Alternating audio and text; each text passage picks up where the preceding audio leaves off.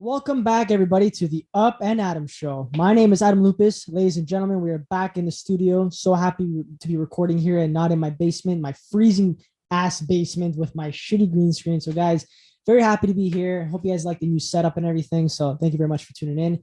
I hope you guys also like my McLovin shirt. Hey, it's you, McMuffin. Classic. Thank you to Mike Simonetta for Movie Moments for giving me the shirt. Guys, you got to check it out. All the merchandise on his website. I'll put the link down below for that where you can get this amazing shirt. Guys, make sure to also follow my good friends. I'll name a couple of them right now just before we get into the episode. Mike from Hardcore Italians, Justin from Mafia Chronicles, Luke at the Cinebros Podcast, and Luke Smith. And guys, the Bad Batch Studios. All right, guys, that is my team that I work with, and they're amazing. And you guys have seen most of them already. And if not, you guys should check them all out and check my previous episodes. But guys, before we get into the episode, I also want to mention that I'm officially the co-host of the Hardcore Italians podcast. Very excited and very grateful to the owner, Mike of Hardcore Italians, for letting me be a part of his journey and his podcast. Very grateful and very excited to showcase a lot of the cool episodes and cool guests we have coming on the show.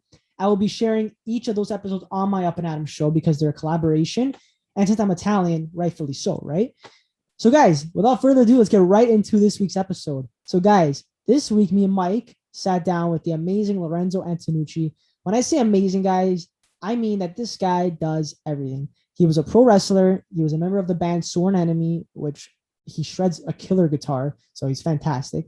And on top of that, he's an amazing actor. This guy's also hilarious. This guy had me almost pissing my pants. So guys, he's such a funny guy. But besides all of that, you know, he is in a couple of the greatest shows ever, Game of Thrones, Ballers, and the Amazon Prime show, Paradise City, which he also helped executive produce.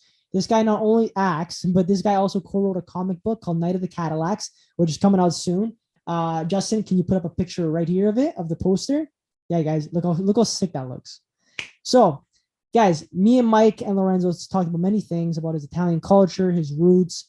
Funny story about his dad that you'll see in the episode about eating hard, stale bread. I think it was hilarious. But this guy is so funny, and we had just a great conversation. Just felt like three friends talking about life and about random things. So, guys, before you guys watch that episode, make sure to check out Lorenzo on Instagram. You can follow him at Lorenzo Antonucci Jr. You can also follow his father, Lorenzo Antonucci Sr. Guys, they're both great people. And there's actually a cool picture of his dad at this Italian festival that he sent me today. I also put it right up here for you guys to see. What a handsome fellow. Look at this guy. Turning 90 in April. God bless. Cent'anni plus another 20. So guys, hope you guys enjoyed the episode. Make sure to tune in after the episode for Luke at the box office, where he reviews movies, talks to actors and everybody in the movie genre, and also does some rants, which actually might be the episode today. Hint, hint, wink, wink. And also, guys, make sure to tune in after that for the boys at the Bad Batch Studios. They'll have another conspiracy theory for you guys. I hope you guys have been liking the videos and the format. So, guys, without further ado, let's get right into the episode. Listen, Renzo, we're excited to have you, man, because I know you're a pretty interesting guy, dude. Like, we've been reading up on you and watching you a bit and stuff. You're just involved in so many things, like just with the music, wrestling, writing, acting. So I don't know, you do a lot of different stuff, man. How do you want to like kind of give us your background for everyone listening who doesn't know of you, just kind of how you started? And well, hello guys, I'm Lorenzo Antonucci and I'm from Jamaica, Queens, 107th Street, Jamaica, pretty much. And I was born in East New York, Brooklyn. Diehard New Yorker, diehard Italian, Puerto Rican. I'm half and half. I was in a hardcore band called Sworn Enemy. We toured the world nationally and toured obviously the U.S. nationally and the world, all over the world for 10 years. We were signed to Elektra Records, signed to Century Media, so we had a good run. And then I started, getting into the recording side of things, recording bands in Europe. I lived in Austria near Italy. It was in Salzburg, so it was about 2 hours from Innsbruck, which is the borderline of Italy. I lived there for 3 years and back and forth from Queens and there, and recorded bands and did that for for about 2 years. And then I ended up moving to LA because I had the long hair and I was like 250 pounds, jacked out of my mind. And, I came out here to try to be a wrestler. in 2013, and then the wrestling guys that was my friend Joey was like, yo, you should be an actor, you should try to do it, blah blah blah. And I was like, yeah, I don't fucking know nothing. I said I always wanted to be Stallone and De Niro. I don't know nothing about acting. Whatever. How do you do it? He says, you got to go get your headshots. I said, what the fuck are headshots? What do you mean? What are you talking about? I was 36 years old too. I had no idea. I was fucking old. To me, I was that was old. And it was a big learning curve and a crazy like journey to just get to where I was there. Then from there, the pain started, like I had to pivot into a whole new career and try to, elevate in a whole new world, meeting all new people. And, it was rough. And then got into the acting, producing, writing. And, the wrestling didn't work out because I fell on my neck twice and I got spooked. And on my Puerto Rican side, my family in Puerto Rico are big wrestlers. Jose Estrada is a legend in Puerto Rico, and he used to wrestle with the Rock's family.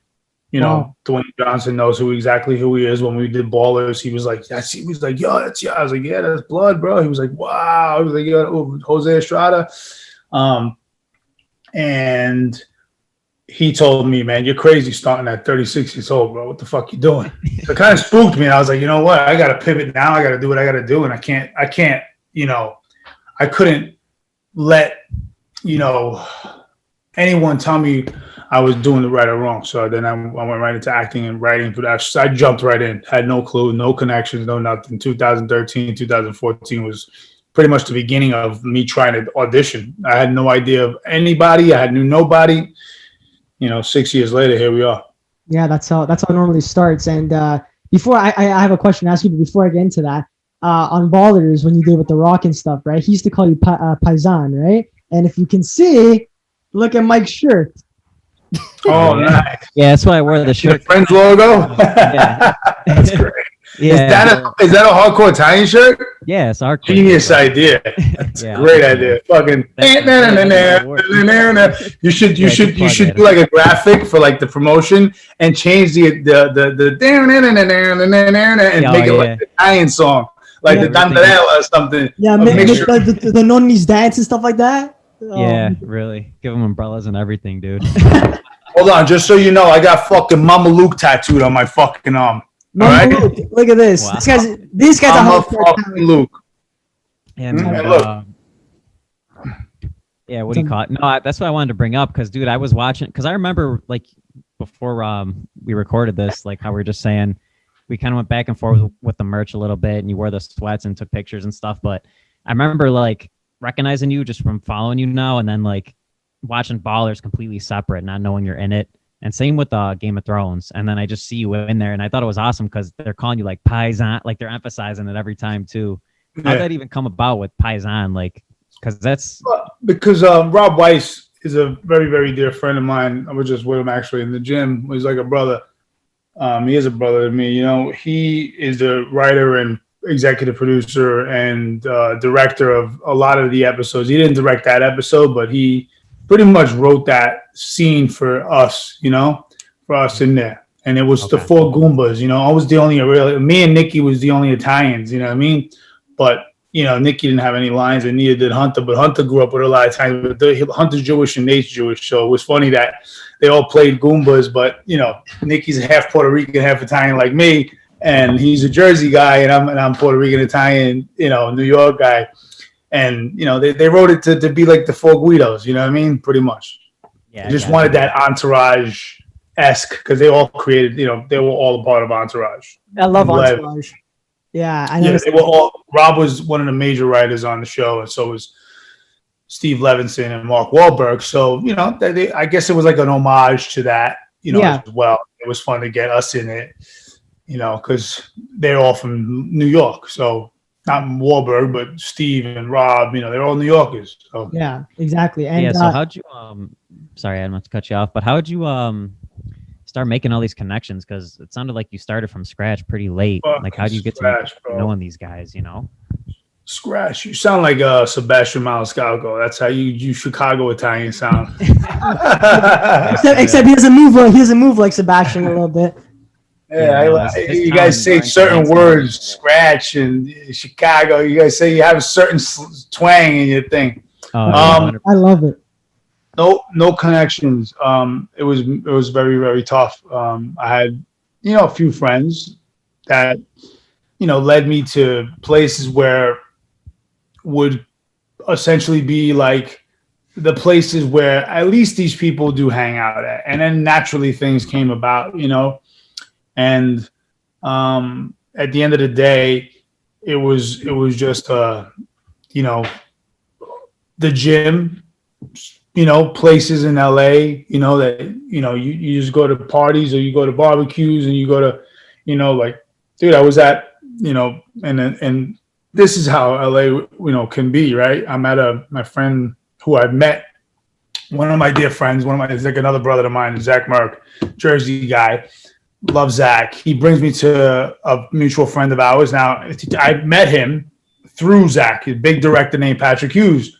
Nice guy, awesome guy. It was his 40-something birthday, 43rd, 42nd, whatever it was. I went to the birthday party, and we're hanging out. And, it's a couple of people that you see on TV, other shows, and you're just like, yeah, everybody's just normal, barbecue, like no big deal, right?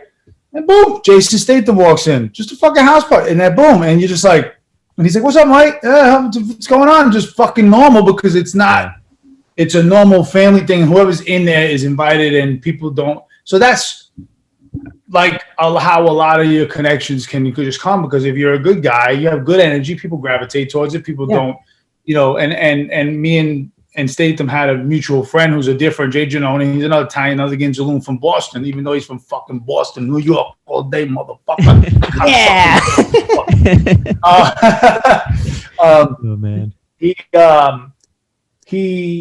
So we talked about Jay, and then Jay was like, I just text with with Jason, and he said he bumped into you. So that's how you're good as a person. You're good as a you gotta, if you got a good attitude, positive energy, and you are uplifting, and you're always giving and not taking, and just always there for people when they need to fucking hear, or they have an issue, or just something is wrong. When you're there for them, you become a part of their their go-to, man, because you're good people. Good people just are good people. You can't change it. But you can't be good to bad people, because bad people will suck the soul out of you. They're like snakes, man. Snakes or vipers. They suck the blood out of you, right? I know it's a cliche. And they're around. Yeah. And you do, and some people you end up loving, and you care for them, and you help them, and they still fucking bite you. Yeah. And it happens, and that's just life.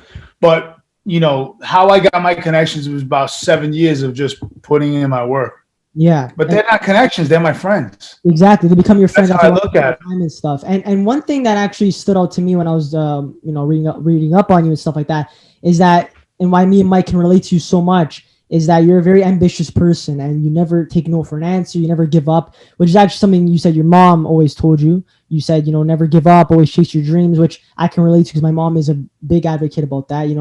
I take after her with the ambitiousness, the taking risks, and my father, and same with your father, always tells you got to work for things in life. Things won't come easy, right?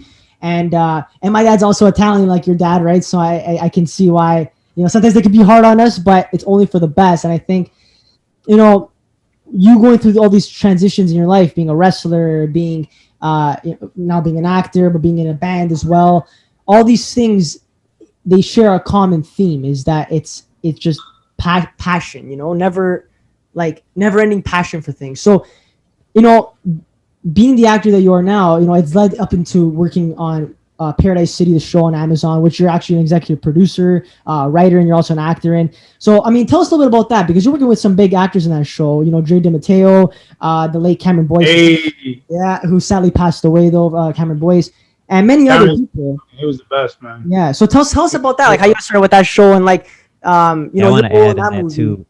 On that show. Yeah, and just too, because I know you had a background in a band, and you're a writer on it. So I'm sure it tied in. We're kind of curious how it all ties in and comes into play. Well, yeah. I think that the best part of, I guess, how authentic we can keep the show and kind of still keep it in the commercial realm where it's believable for people like Dre DiMatteo. Even though she's a rocker, she loves rock. She's a diehard rocker. That's my sister. I love Dre. Shout out to Dre. I love you.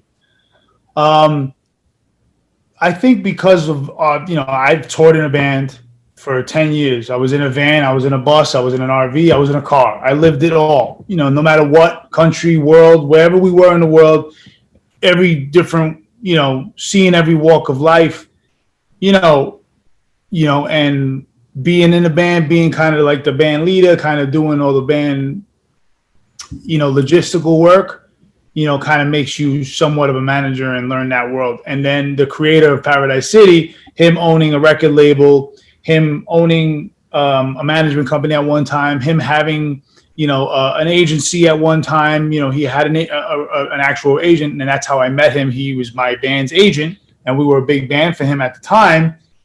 And that's kind of like the storyline between me and Cameron Boyce's story. It's a real thing between me and the creator. So we had all that, and he was also in a band. I was also in a band. So it was just very authentic because this is just pretty much us telling the story of what we all went through. So that's how we did it. There, huh? Yeah, oh yeah. Well, I mean, real, and based on real stuff. It's elevated. It's changed up because obviously, Cameron was a 20-year-old kid.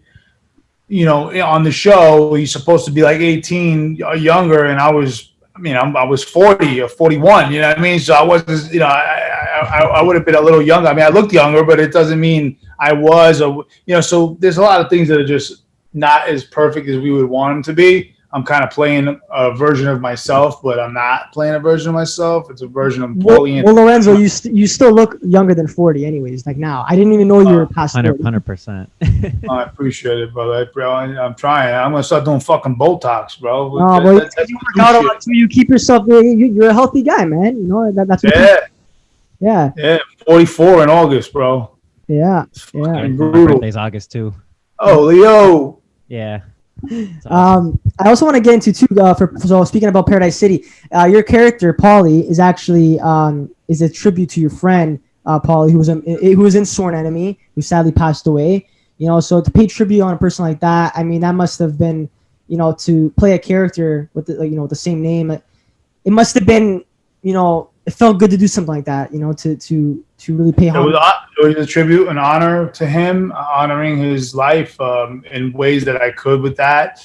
I would love to do more for his family. He's got 2 kids, so that's a goal of mine. When I get on, I'm going to take care of, get those kids well off. You know what I mean? Like that's something that I'm manifesting. I love Paulie. He was a brother. We fought, like brothers. We loved like brothers. You know what I mean? Like that was my blood. Yeah, that was like a blood brother, and him dying killed me, crushed me. Yeah, I lost 2 of my best friends back to back. One, Paulie died when I was talking to Dwayne Johnson, when I was doing Ballers. That whole Paisan scene, Paulie died that day. Oh, so wow. Imagine what the fuck I went through. Like I'm working with the biggest star in the world, my dream come true. I'm working with The Rock, and then my best friend's dead. Yeah, it was a fucked up day. Yeah, it was fucked up. But what am I gonna do? Life is very tricky. So you got full of surprises. That's for sure. Yeah. Yeah. So yeah, it's a tribute to him, and it's pretty much a hybrid of me and him because he played drums, I play guitar. Mm-hmm. So it was definitely It was emotional to do it, and then to talk about it after the fact, and a lot of the press that I've been getting about it's been, a lot have been talking about it. So, and I think that, I hope that his family. I mean, I talked to his mom. His mom's like my mom, and Fran. They're all Ginzaloons too. His father's his grandmother's from Naples. Yeah, and the pizza game. Forget about it. My father used to say, "Made the pizza game like this." And if you're really tired, you know what this means. I mean? My father's a fucking Ginzaloon. Like, he came here in 1960. He was 29 yeah. I mean, I saw a picture of your dad. Wasn't it his birthday recently?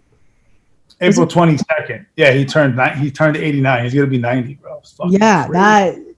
God bless, man. That's fucking nuts, bro. He looks great for his age too, man. I don't know. Is it like what is it? Is it the food you guys are eating? Like what's it? Is it the genetics? What the Antonucci's look fantastic. Well, I appreciate that. I think it's also my father, he only eats bread and oranges. He's a nut job. I love him. Oh, so he's like Marlon Brando in The Godfather. Brother, yes. And there's a great picture. I wish I had my phone. I do have my phone. There's a great picture of him. He's eating oranges. In the back. But he eats, too, man. he eats like, he's like, let me just find that picture, man. Because he reminds me of, he does shit that I can't even, listen, my grandmother was born 1896 and my grandfather was born 1895. They came to America when they were in their teens and they met like 1912, straight up. My grandparents, not my great grandparents, my fucking grandparents on my Italian side. Mm-hmm. So that generational gap is very large, is what I'm trying to say. Yeah, but I get you. But look at this picture of my dad right here. Let me see. That fucking looks like a stud. Oh my god, look at him. Yeah, I think this was his 88th or 88th or 87th. He's both wearing leather jackets too, eh? Yeah. That is classic. Yeah. So he the other day, I have a good story about him. Yeah. The other day, he was telling me, he was like, I can't find it, it's too much. He was telling me, he calls me and I put it on my Instagram because it was fucking hilarious. He calls me and he's like, yo, he goes, he calls me Larry. Larry, call her the dentist for me. I got her the tooth of the 3 teeth that no work. I said, all right, yeah, Dad. I said, what the fuck? I said, Dad. I said, you fucking, he takes the loaves of bread and I go home to New York just to fucking go and shop for him and take care of him. Take the loaves of bread, fucking shoves them in the freezer. He eats the shit fucking frozen. No fucking, it's frozen. He loves the bread frozen. I said, Dad, the fucking bread is like eating a stone. You're eating a fucking rock. I said, what do you, of course your teeth are fucked up after 90 years of eating it like that. He goes, it's the way I like it. It's the way I like it. The Italians eat rocks as it is. So for him, it's no. This is where it gets deep. I said, Dad, I said, why do you fuck? I said, it's too bizarre for me. And he doesn't understand bizarre. And I'm not saying that. And I'm just like, what do you mean? He goes, your grandmother, my mother, when we was in the war, meaning World War II, he was 15 when it ended. So imagine what the fuck, you're not far along from 15. So imagine being fucking from like 7 to 15, what you've seen in life. It's a whole nother world. What we're going through is nothing compared to what they went through. And huge comparison of what happened during World War II and what happened in that time was just brutal. So he says, so they used to give coupons and you get a loaf of bread and a can of beans for the family, like depending on how many people. And this is serious. He goes, so your grandmother used to put the bread under the bed. She put the bread under the bed so nobody could take it. And then you used to go bad and she would cut it a green. I was dying. And it was a hot. I like it like that. That's the way I eat it. And I'm like, you nailed the accent too. I love it. Yeah. I can't wait to play like an Italian accent for a film. Oh my god, I'll just talk like my dad all day. And it's so much fun. Awesome. Yeah. Well, I actually, you know what, Mike? I think we should. I want to bring up a bit because again, Mike's the owner of Hardcore Italians. I want to get into your background about Italian. Obviously, you're half Italian, half Puerto Rican. But growing up Italian, Italians we're known for our for being like family oriented and togetherness and community. And that's what Mike's trying to portray with his page and his brand and everything, right? So I guess like how was your upbringing, especially like in you said Brooklyn you grew up in, right? Like so it must have, when you were a kid growing up in Brooklyn and being Italian, how was that for you? How did it shape you to be where you are today? In my neighborhood, I lived near Howard Beach. Now that's the home of John Gotti. Howard Beach and Bensonhurst are the most Italian neighborhoods there is. Like everybody's fucking Italian. I'm Italian. Yeah, everybody's too Italian. You know what I mean? Yeah. But, and you know what I mean by too Italian. Yeah. They think they're off the boat greaseballs, and they're not. My father's a greaseball. My father's an off the boat, real. And just for clarity, those Italians over there on the other side, they look at those Italians like who think that they're, too much Italian. They're like, these guys are jerk. They're Mamalukes. Mamalukes. Those are Mamalukes. Yeah, because when you're in Italy, I was excited when I first went to Italy. When I was in Naples, I lived there for a month and a half, so I wasn't, I was there at my aunt's house and Nina's house, but she, I wasn't like, oh my God, I'm Italian. I was 10 years old. I was just like, I'm with my father on vacation or whatever it was. But I remember going back and playing in Bologna in my band, and I was like, yo, we're playing in fucking Italy today. Half my band was Italian. We had Sal Lococo, Michael Raffanello, Paul Antoniani. Everybody was Italian. So we were like, yo, and in Italy, nobody gave a fuck. And we felt like donkeys. We were like, yo, nobody gives a fuck that we're Italian. Like asses, no pun intended, literally. Yeah, exactly. So it's so what I'm saying. So what I mean about some people that think they're too Italian is just like, calm down. Go to Italy, they'll fucking humble you in 2 seconds, man. As you ain't Italian as they are. So yeah, that's what I mean. But like Howard Beach and Ozone Park, a lot of the John Gotti ran. He had the 101 Avenue, Ozone Park. There was that Cafe 2000, like all the famous shit, Hunting Fish, all that shit that he had. That was all Ozone Park and Howard Beach all the time.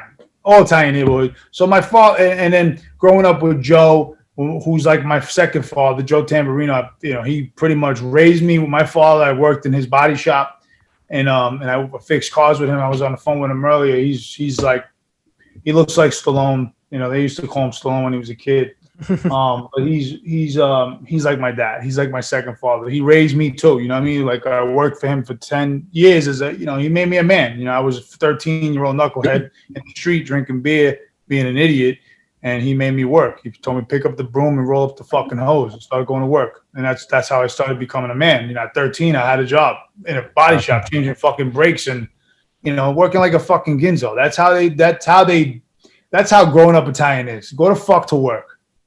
You don't want to go to school? You're going to go to work. And they grab everybody here and they smack you around. Well, you do construction. That's it.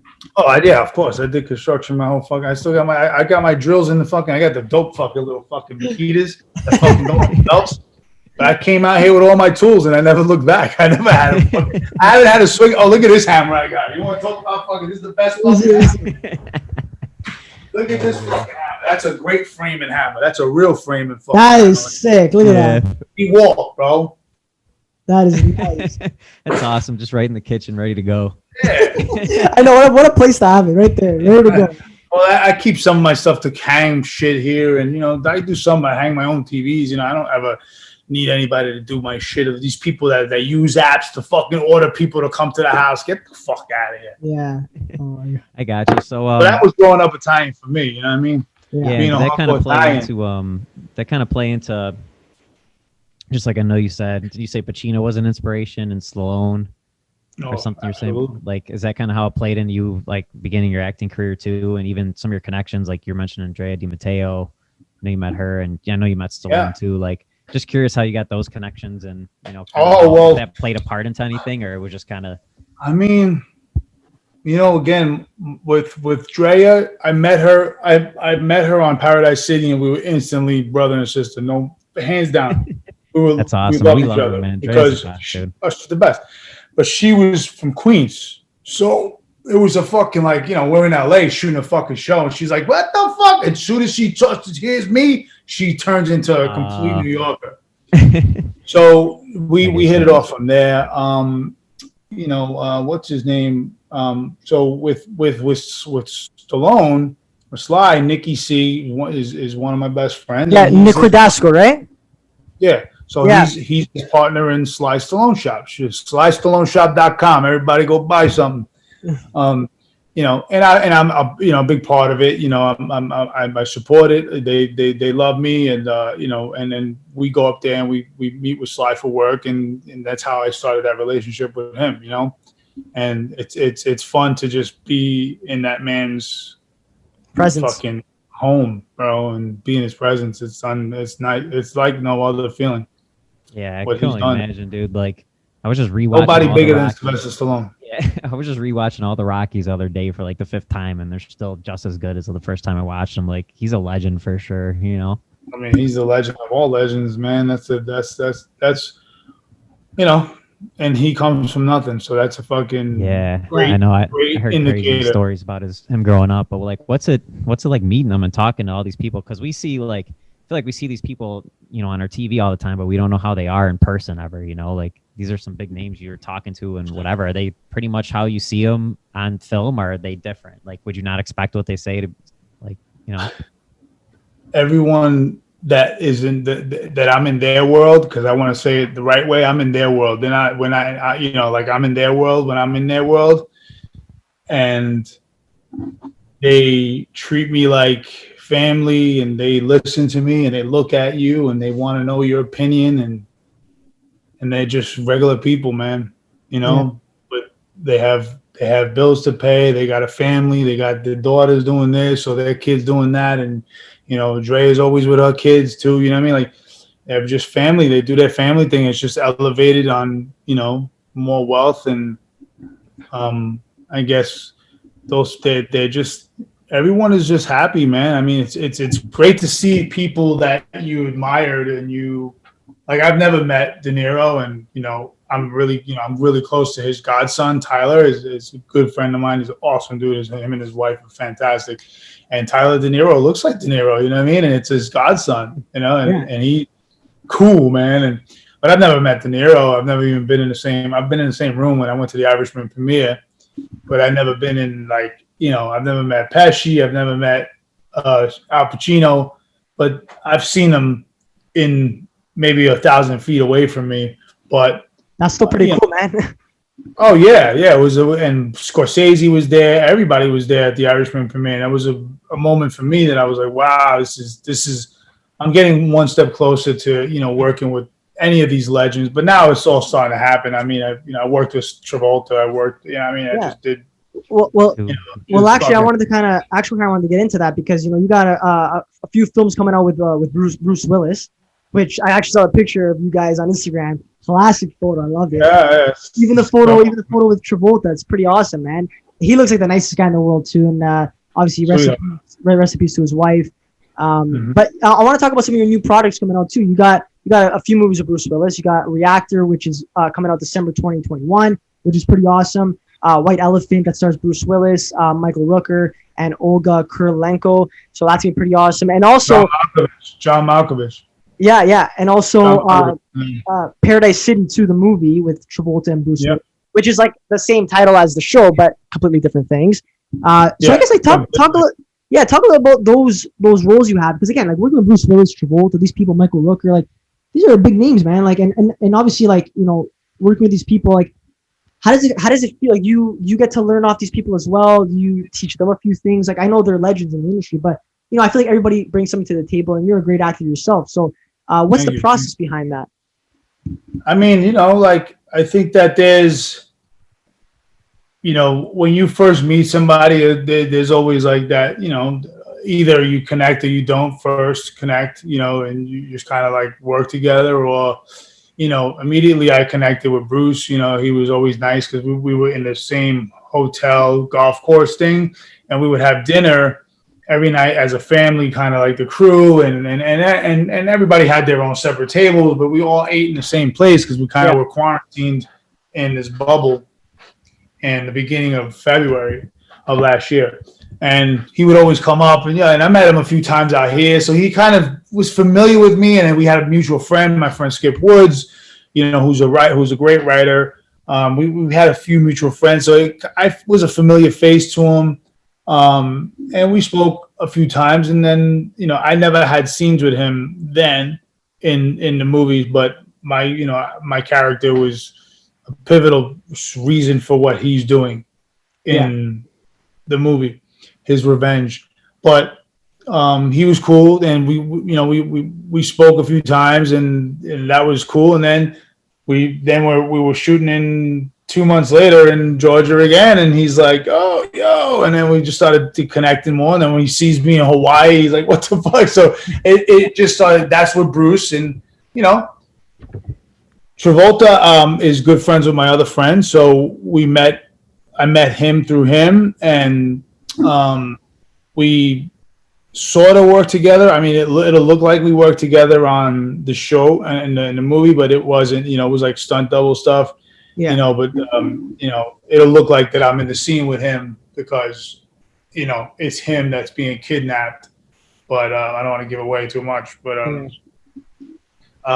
it's a very quick, fun scene for me because it was just a fluke for me. It was kind of like out of nowhere. I got in this thing, so it was cool to do that. And now I got something, a major movie coming up in August that I can't really talk about until it's actually done because I don't want to jinx anything. And that's going to be a mob movie. I'm doing actually 2 mob movies, and then Jersey Bread is a Jersey mob movie that's actually a really good script.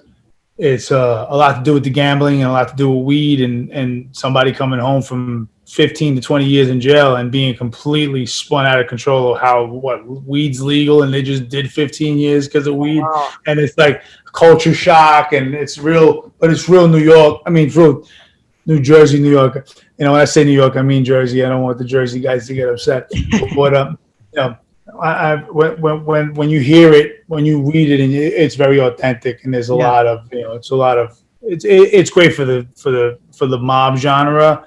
And Greg Russo, the director and writer, I believe in him, and I'm going to work with him, and we're going to do something awesome. We're going to make a great film. And there's I'm doing a few other movies. There's another movie coming out too that's called The Free Fall. That's not done, and The Way. Those will be out too. That one's with Andrea Lando from Narcos and Sean Ashmore from Wolverine. That's a horror movie. Yep. And the Way is an independent dope movie. It's kind of like Dead Man Walking meets $1 Million Baby, and that one is kind of like I play this fucked up dude named Tyson. So that there's like 7 movies coming out in 2022. Yeah. That are in post production, and then me and Gino Caffarelli and Carmine. We shot and Lisa Lampanelli, we shot an awesome pilot. I can't talk about it, but we did something that's incredible, and I watched it. I love Gino too. And Jeremy Luke's in it. We'll get Catherine Narducci in it, but she's fantastic. She's fantastic. I love Catherine. She's the best. She's my homegirl. Yeah, I love her. I think that's going to get picked up. I can't really talk about much about it because it's still like in post production, and it looks awesome. Yeah. And shot another mob movie that Tom Sizemore plays my dad, and he plays Salvatore. What the hell is my? I'm Massey Salvatore. He plays my father. I forget his character's name, but so a lot of mob movies. A lot of mob movies coming up too. Yeah, we're these are pilots. So these are 2 pilot. Well, one pilot's a mob movie, and then a mob show. Hopefully that goes and gets picked up, and then 2 are mob movies, and one's with a major star, and then one is independent that I'm doing with Greg Russo and Sal, and who else? A bunch of Irish guys. Yeah, me and Mike are actually Irish is Scottish. Yeah, we're big fans of the mob film and television genre and stuff. Our good friend and producer Justin, who owns the Peach Mafia Chronicles, he's a big fan of that genre too. Well, I mean, given the name of his page and everything, so me and him have a separate podcast strictly for like breaking down mob movies and stuff. So it's pretty interesting that you like that genre too, because again, a lot of great actors. The mob movie con just happened recently as well, so that was pretty cool. A lot of the great actors were there. But going back to the projects that you're doing, the new stuff. I'm also aware you have a comic book that you co-wrote, which is amazing. Night of the Cadillacs.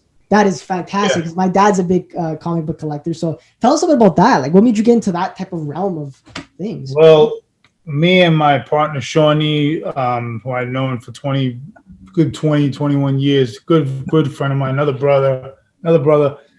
He he came to me with an idea about 5 years ago, and we started writing it. It's pretty much supernatural gangs, like the Warriors meets Lost Boys. So it's like supernatural vampires and street guys. You know what I mean? There's like different, and it's all cultures, man, which is cool. It's called Night of the Cadillacs. I can show you guys one of the covers because it's already been on the internet, but I mean, these samples, they're very confidential. I can't really show much, but one of the covers is out in the ether. So we got a variant cover coming out through Green Apple, and who else? We got the one. We got about probably like we're doing a Bible too, so about four pieces of an issue 1 and 2 of the comic, and then a variant cover, and then the actual Bible of the world. So it's like a punk rock Marvel. You know what I mean? It's dope. I mean, I'll go get the cover because I can't show more than just the cover. Yeah. This is version 1. Let me see. Wow, that's sick.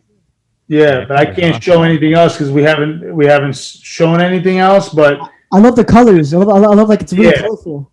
Yeah. So that's one of them, and that'll come out. They're saying October, so we're going to be doing a signing soon with it, and in LA at Green Apple. Is it Green Apple? Or am I fucking completely botching the name? I hope I'm not botching the name. Golden Apple. I'm sorry. I just had an apple. That's why I'm calling it Green Apple. I just had a green apple. They got a bucket of green apples. Oh, you like green apples? In the locker at the gym. So I took one of them. So it's golden apples. Ugh. Yeah. Oh yeah. I mean, it is what it is. Yeah, but Lorenzo, just from talking to you today, man, it seems like you're just a grinder. You just work hard. You got a lot of things coming up. You're just working in a lot of different realms. So that's the one thing I learned about you, man. I guess my last question for you is just kind of what's why you work so hard, man? What's like the end goal? Is there any like big goal you have before like a big career goal, anything you're working towards or anything like that that's giving you the motivation behind all this hard work? It's a great question. That's a great question. And the motivation is to me is to accomplish everything I want that I put my mind to, knowing that if it's possible, I can influence other people to do it. I would love to be Stallone. I mean, who wouldn't want to be as magical as that man? I mean, I would love to be, be able to do everything. Like I'm launching a cosmetic line, and I can't really go into much detail with that, but that's a real thing. You know what I mean? And that's like, I'm beyond excited about that one. That's a whole nother animal that I can't really go into any detail until we do much. We got, it's a lot of work, but I want to be able to do whatever I want and not have a boss that tells me that I didn't do this and I didn't do that. Yeah. Meanwhile, I do everything I want, and I want to be able to do whatever the fuck I want, just like every other asshole. Yeah, I gotcha. No, that's awesome, man. And real quick too, tell everyone where they can find you on social media, where they can get updates, because I know there's a lot of stuff you can't talk about that you got coming up. Well, follow me on Instagram, for crying out loud. Lorenzo Antonucci Jr. as JR. That's my handler. LORENZO ANTONUCCI JR. That's my Instagram, and then at Real Antonucci on Twitter, and then Lorenzo Antonucci on Facebook. I don't do TikTok. I don't do Twitch. I don't do none of that. There's too many other things that knock and doc. I don't know none of these fucking things. It's too much for me to handle. You know what I mean? But I work with the essential ones. Snapchat, I got rid of a long time ago. I don't even know the Clubhouse. Get the fuck out of here, Clubhouse. If you're on Clubhouse, you ain't working. I don't even know how to use Clubhouse. I don't even know what it's. If you are on that was a pandemic time when people were on Clubhouse and people were doing that. And I'm not knocking people that are still on it because I don't know, they all have their own fucking way. But I was working. I broke my boy Gordon's balls so bad. I fucking call him right now. We're in Hawaii shooting. We're shooting a movie. Fucking massive, the biggest budget I've ever been on. And we're fucking in Hawaii, and I'm at the Four Seasons with him, and he's like, yo, jump in the room, jump in Clubhouse. I said, get the fuck out of here. We're working on a movie. I'm going to fucking jump on Clubhouse to talk with a bunch of people that say, how do you get into the music business? How do you get into the movie business? How do you break in? And then everybody's got a big opinion. Everybody knows everything. Everybody's been this, been that, been this. What the fuck you doing on there? If you're on there all fucking day, what are you working on? Get the fuck out of here. Go swim with the dolphins. We're on Clubhouse. Yeah, this fucking Clubhouse. Awesome. But yeah, I don't do Clubhouse anymore, even though it's funny. You know, I go on just to break balls. You know, I don't go in any of the rooms, but I just look like, are you serious? It's still there. People are still doing this shit. Like, what is? I don't. And I ain't mad at them. I'm just like, I want to break balls right now. Yeah, you make them laugh, bust balls. Yeah, that's awesome, dude. But people can also find you on IMDb. IMDb, Lorenzo Antonucci. And then, you're on like Hollywood Reporter and stuff like that. You're on all these big media outlets. So people obviously can see a lot about your background and stuff. And hopefully from this episode, people get to know more about you and your upbringing and everything. And, I can't wait to see these movies, man, with Bruce Willis and Travolta, man. Again, Reactor coming out December 2021, White Elephant, Paradise City, the movie. And guys, remember to stream Paradise City on Amazon Prime. Lorenzo, you're great, man. It's a great show. And, much success to you, man, and God bless. Yeah, Lorenzo, really appreciate having you on, man. Thank you, guys. I appreciate it, and let me know how this is going to air, and we can share it from all our socials, and really make some noise with it, because I think with the three Italians, we can cross pollinate all our friends to help host it, and let's 100%. Get these let's get the eyeballs on this. Let's fucking rock and roll, man. That's it. Got it, man. All right, guys.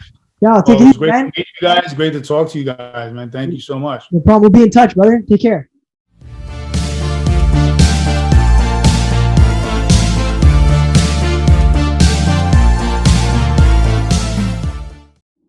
What is up, everybody? Welcome back to At the Box Office. I, of course, am your host, Luke Smith.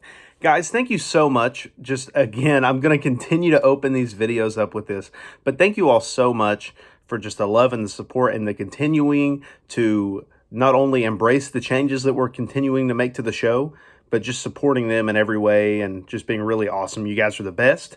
Thanks for checking out my interview with Charles Baker, aka Skinny Pete from Breaking Bad, on last week's episode. It was really, really awesome to talk to that guy, and hopefully we can get more celebrity guests on the show as well. We actually have some really cool people in the works right now to talk to, so that's all really exciting. But guys, today at the box office, it might be a little bit of a rant, to be honest with you. And I don't know if I've had a rant video on here before, but I think it's about time, so why not? So what I've loved about doing this segment, and the fact that Adam gave me pretty much free reign to talk about whatever I want in this segment, is that it allows me the opportunity to talk about movies that I love, that are underappreciated, but it also gives me a chance to talk about movies that I think are overrated. And I think this is the first time that I'm going to be talking about a movie that I just really think is overrated. Now, this is not a bad film by any stretch. It's pretty good. I would probably rate it a 6 to a 6.5 out of 10. Pretty okay movie at best. There's some things that are bad, some things that are good. It's not the best movie ever, but this is a movie that is hailed, not just by critics, but by audiences. Both critics and audiences love this movie, and that's something rare to see. All kinds of people in my personal life love this movie. They rank it among their favorite movies of all time, or their favorite action movies of all time. And that just totally baffles me that they think this. And I'm going to be talking in the movie in question today that I'm talking about is Mad Max Fury Road. That's right. Please do not kill me in the comment section. Please do not eviscerate me. And I'm kind of scared at the reaction that this is going to get, because there's such a strong fan base behind this movie. It was so loved. It got nominated for Best Picture. Everybody seems to love this movie, and I've never understood why. It's always puzzled me. And hey, what the heck? I have nothing else to talk about, so we'll talk about this. So again, it's kind of starting off right off the bat. The titular character in the film, Max Rokitansky, or Mad Max for short, as you know him, was played really well by Mel Gibson in the past 3 movies, particularly in The Road Warrior, the second installment. I actually thought his performance was great. Mel Gibson, he's done a lot of questionable things as a person, so I'm not going to endorse that. But the man's a freaking phenomenal actor, and he did a great job. I think his performance as Max are very underrated because for the most part, except in the third one where he gets a little ridiculous, it's a very understated performance. You know, he's always in focus, and he always takes the lead in the film. For sure, it's his movie, definitely. But he manages to be subdued. It reminds me of a lot of Ryan Gosling's work, where the performance is really good, but you might miss it. You might miss how good it is just because of how subdued he is. There's never these crazy bursts of emotion, except in Beyond Thunderdome, because that movie's crazy. But to contrast that with Mel Gibson's really good performance as Max, Tom Hardy is genuinely bad in this movie, and at least in my opinion, he is. He's not awful, but he's not very good. I don't know what really his thought process was when he took this role. I have no problem with Furiosa, Charlize Theron's character, who's very popular, who's arguably more popular than Max now in this series, being a central focus. That's not that big of a problem for me because Furiosa's character was pretty well written. I think she's the only character with an arc in the entire film, which is unfortunate because there's a lot of characters in the movie, and that contributes to underwritten characters. But I'm getting ahead of myself. I think that Charlize Theron is far and away the best performer in the movie. Charlize Theron is really great. She's a great actress. She's won Oscars. She's won an Oscar before, been nominated for several. You know how good of an actress she is. She's a star, and she kills it. She's really good in the role. That is definitely one of the biggest positives I can latch onto in this movie. The other thing is the actual technical achievement that this movie pulls off is very impressive. The stunts look great. Almost all the effects are practical, and I think that's why it gets a lot of love, because I'm a big proponent of practical effects. They don't make or break a movie for me, and it definitely doesn't really help this movie not be overrated, in my opinion, but I have to admit, I can't deny that the technical aspect of this movie, George Miller's direction as well, all that stuff's freaking amazing. Really, really well done stuff. And Charlize Theron's really good. And Nicholas Hoult is okay. He's a little cartoony at sometimes, which his character is a little over the top and kind of psychotic in nature, so I get it. But both of those actors are good in the movie.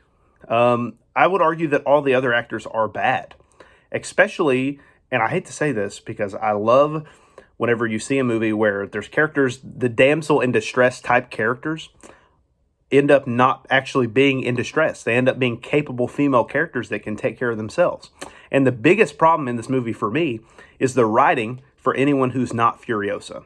So for one, going back to my argument a second ago, Max, this movie should not be a Mad Max movie. It shouldn't be.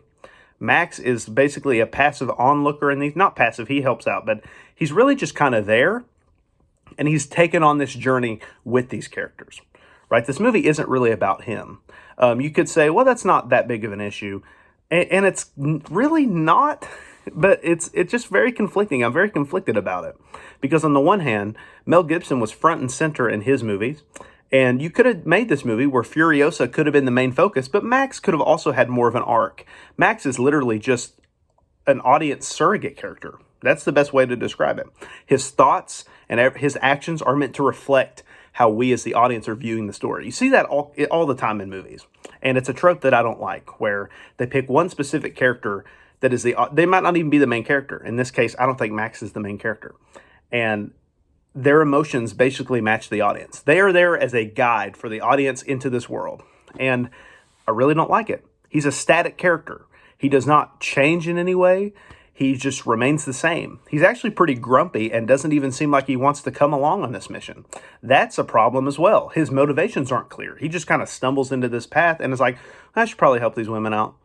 And that's his entire motivation for the movie. I really don't know why this is a Mad Max movie. If this was just a Furiosa movie and she is getting her own spinoff, I think it would have been a lot better.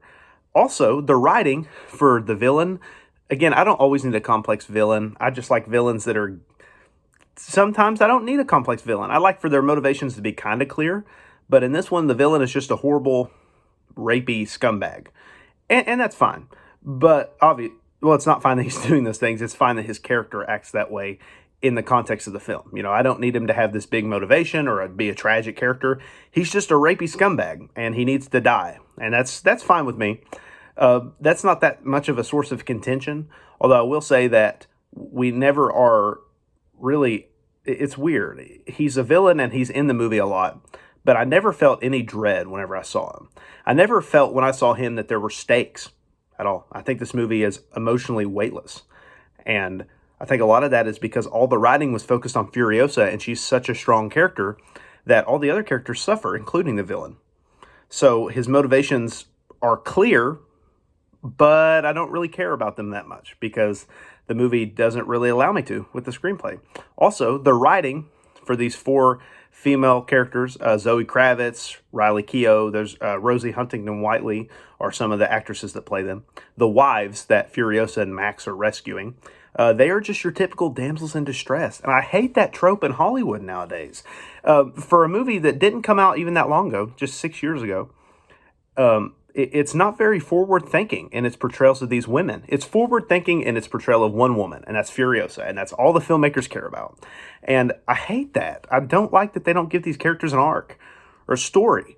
It's really frustrating to me. Rosie Huntington-Whiteley, I think, does an okay job in the movie, but they kill her character off first, and we're left with Zoe Kravitz and Riley Keough, who are fantastic actresses. Riley Keough is becoming one of my favorite actresses. If you haven't seen Zola, you need to check it out because she's fantastic in it.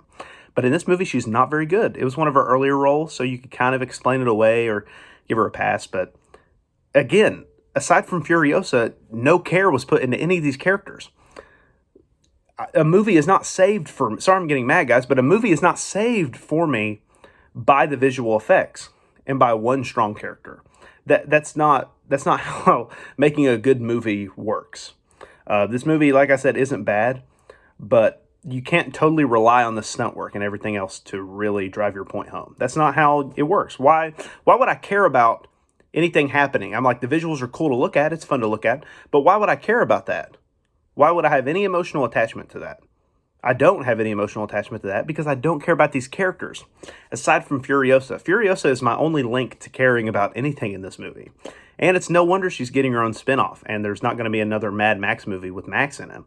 Because Tom Hardy's not good in the movie. And Max shouldn't even be in this movie. I know people who are big Mad Max fans, and they don't like how Max was treated in this movie. And I totally agree with that. I understand you want to kind of move ahead with a female protagonist, and that's fine. I'm not saying the movie just has to be about him or anything like that. That's ridiculous. We need movies to be forward-thinking, and Furiosa is a good character. I like the character, but Max needs something to do. He is just there to drive the vehicle. That's all he's there for. He is there to escort these women, and Furiosa runs the show. And that's not what I look for in a Mad Max movie. This movie is Furiosa, the movie featuring Tom Hardy doing a bad job at playing Mad Max. So, again, guys, I know I've rambled for a while. This is looking up to be my longest episode at the box office. And I know I rambled, and my thoughts might have been a little scrambled, but this movie's hard to talk about. It worries me to discuss this movie because I know so many people love it. I'm kind of worried about the reception of this, but I'm going to stand with my opinion. This is not a bad movie. It's just a slightly above mediocre one. I go back and forth between thinking this is like a 5 out of 10 movie or like a 6 out of 10 movie. I really kind of go between those because one day I'll watch it and I'll respect something a little more than I did before, but then the next day my attention is drawn back to the flaws in the writing and the acting that really kind of takes me out of it. I mean, it's just odd. You can't look at this movie. Crazy visuals and really impressive stunts don't make for a cinematic masterpiece. If this movie had like an 80 on Rotten Tomatoes and people really, really liked it and just had a lot of fun with it, then that's great. But to look at this movie as a piece of high art and as one of the best action movies of all time, are you freaking kidding me? When we have movies like The Terminator and Predator and the Die Hard films, those 3 franchises alone are miles and miles ahead of all the Mad Max movies, not just this one. So to say this is one of and the Mission Impossible movies, I mean, my goodness, those have been great. Those get better every installment. I would argue that every single Mission Impossible is better than Mad Max Fury Road, even the second one, which is the one that's full of slow-mo and no one really likes to talk about anymore. That one is better than this movie. I'll just go ahead and say it, guys.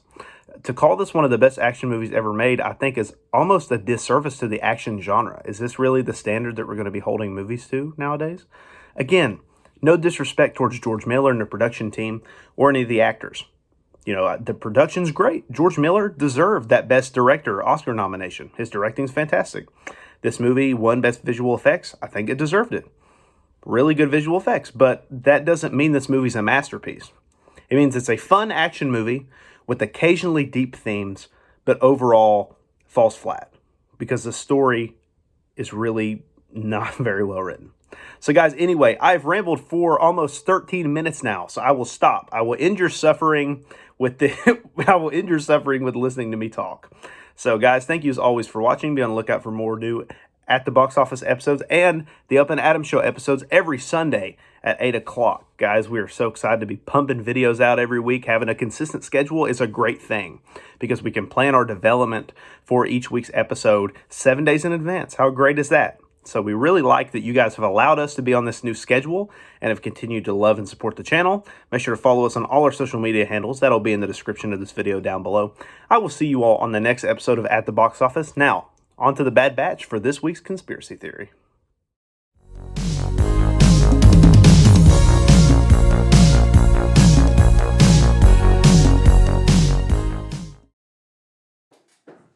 Everyone's hands in the air. Hands in the air like you just don't care. Get Hands your in hands the air. up. Excuse me, miss. I gotta Hands get in the air mine. like you just don't care. Hey, miss, I need to get a shot, but while I go get the shot, I'm gonna grind on you.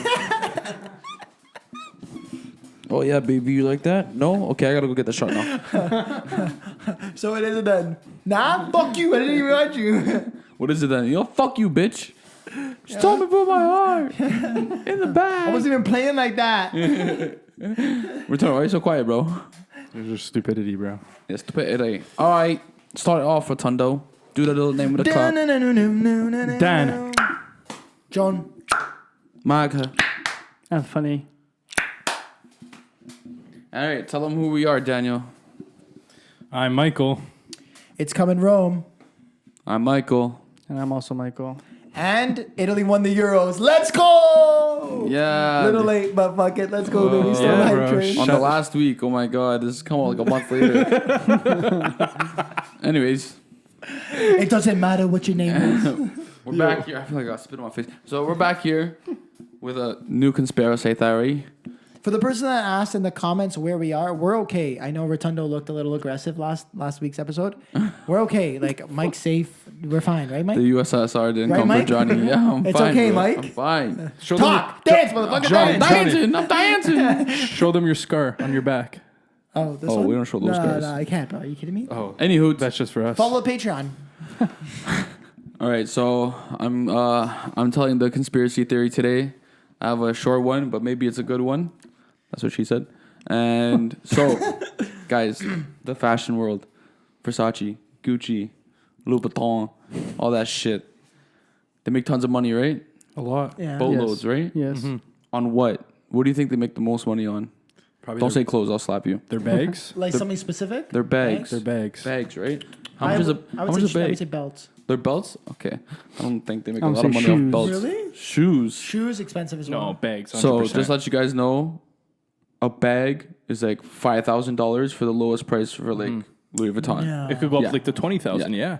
Yeah. No. Yeah, yeah. I think it's like 800. Not No. even close. You The could belt. The belts you are could, 800. No, you could buy a Gucci bag for Let me a clutch, not a bag. Like an actual bag. Like a nice duffel. ladies. I know my Look at this stuff. guy. Clutch. Clutch. Say something else, Michael. So, anyways, this is Roses. why.